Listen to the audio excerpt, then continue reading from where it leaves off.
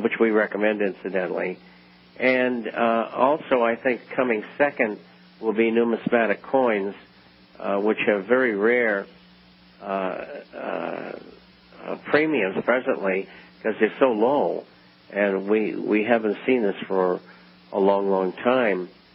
And the reason for that, and I must say, these are mint state graded numismatic coins I'm talking about.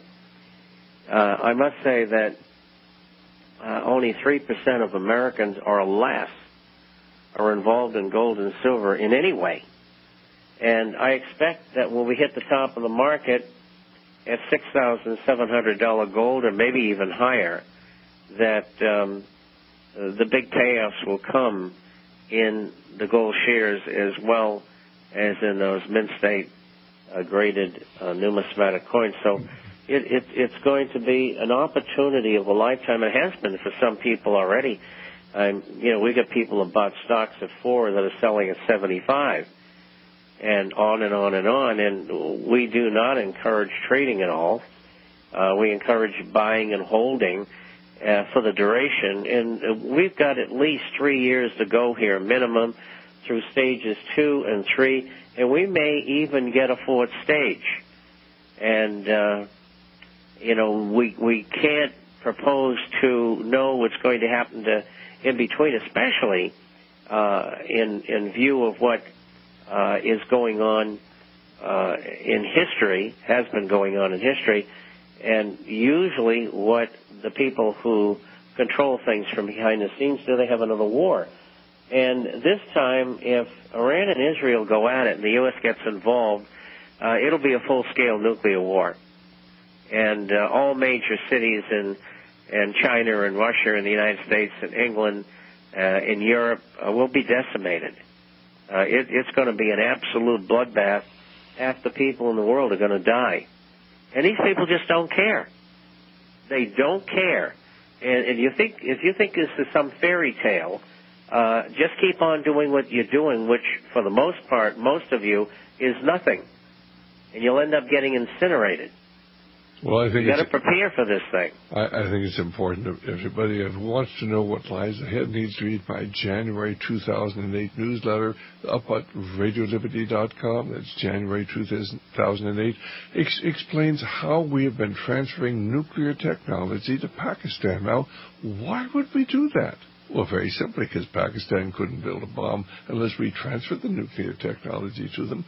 But why would we do that? So they could give it to Iran and other Muslim countries in preparation for the coming nuclear war. And when you understand that, it all begins to make sense. Well, people are going to say, if that's true, well, why are we hearing about that? Well, everybody else in the world is hearing about it. You can read about it on the Internet.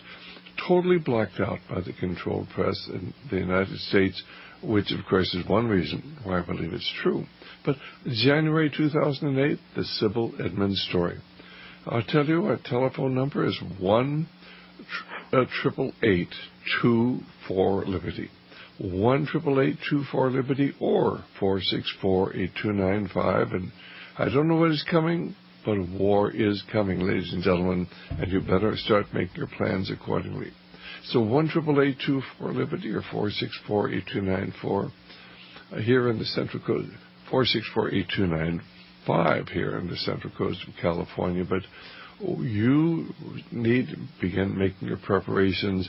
The America we knew, 2 years ago doesn't exist, and it's never, in my estimation, ever going to exist again. And of course, Bob's advice has been good. I mean, if you're trying to play the stock market, you're probably having just a little trouble sleeping at night. Believe me, you're going to have a lot more trouble. So what would your advice be to the people who are saying, well, maybe I ought to get that stock market so I can ride it to the top? What would you tell them? Well, the stock market, I don't think is going to go a heck of a lot higher. And even though there's tremendous amounts of money behind it, there's going to be sellers along the way, and I think they haven't showed up yet. And when they do, there'll be a correction. And I think eventually it'll go much lower than it did before just recently. And Chris, a lot of the people, I think there's 30, the insiders trading, 30 selling for every one that's buying. I mean, most of these CEOs, the major concerns are simply getting out of their stock because they know what's going to happen. The average person doesn't know. He's swept along by what Kramer tells them and what they say on this CBN and CNBC. But, ladies and gentlemen, I mean, I'm not a financial advisor, but my gut tells me that this is all a trap. It's all being artificially created. Well, this is Dr. Stan. Our guest is Bob Chapman. Our telephone number is 1-888-24-LIBERTY, 1-888-24-LIBERTY, or 464-8295. We have Bob on every week to talk about what's really going on financially throughout the world. Now, Sydney, I think the 99th bank went down just a couple of days ago. I have a hard time keeping up with the number because it keeps growing all the time. But, Sydney, Bob Chapman has said we're going to lose between 3,000 and 4,000 banks because most of our banks in the United States are insolvent. And the only reason the big banks are surviving is because we say they're too big to fail, because the truth of the matter is they're too big to sustain. Sydney Elizabeth Warren, the professor of law from Harvard, who heads the Congressional Commission to investigate TARP, and of course he's not allowed to find out what's happened to the funds. So $700 billion, they're hiding a lot of it, they're lying, doing everything. They don't want the American people to know how they're helping their buddies in the banking system. But she says these banks are not too big to fall, they're too big to sustain, and we ought to break them up. But what's your opinion of the banking industry? Are most of our banks really insolvent? As the housing decline continues, as 300,000 homes every month go into foreclosure, despite all of the good efforts of the Obama administration. You think how bad things would be if they weren't working so hard to try to save homes. 300,000 homes a month go into foreclosure. Is that about right? Yeah, and, I just got a figure, and it's pretty solid. 7 million over the next 3 years are going to lose their homes. And, and one of the things that's really disturbing is that, first of all, the federal government through FHA, who has just made 37% of all loans this year, they're subprime loans. In 1 year from now, 70% of them are going to go bad, and the American taxpayer is going to have to pay for it. And then we have millions of homes that are held by banks who are not listing them as foreclosed. There are people living in homes who haven't made a mortgage payment in 2 years. Now, we have all of this inventory overhang, and they're giving an $8,000 credit to people, which will have to be renewed if it's going to stay in place in November, if they're first-time home buyers. And it's not going to work.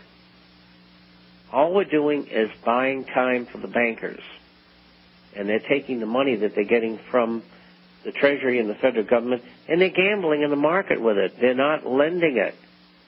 They're gambling.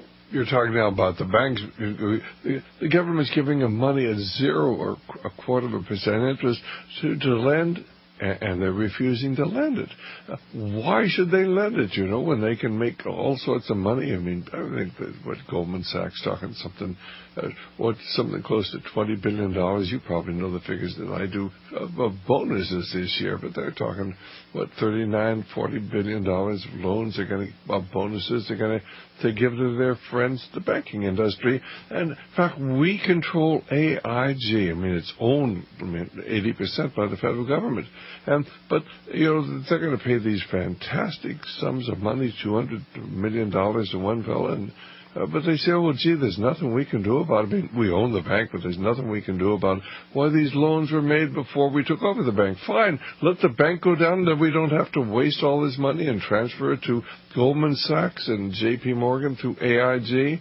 I mean, these people give corruption a bad name, and they're all helping their friends. Would that be a fair assessment? It's going to cost us $200 billion as taxpayers. We've already put $180 billion into AIG as they funnel our money out of the Lloyd banks. Well, if they add more, it'll be higher, but that's the figure right now, more or less. Right. And it's a travesty. You know, I spent 50 years in finance and economics and research, and I own my own brokerage firm. I was a broker for 28 years. What they're doing is just simply unbelievable. The criminal element today in Wall Street banking, insurance, transnational conglomerates, Washington, is just dreadful. I mean, if the people knew 1/10 of what they're doing, they'd run down and hang them.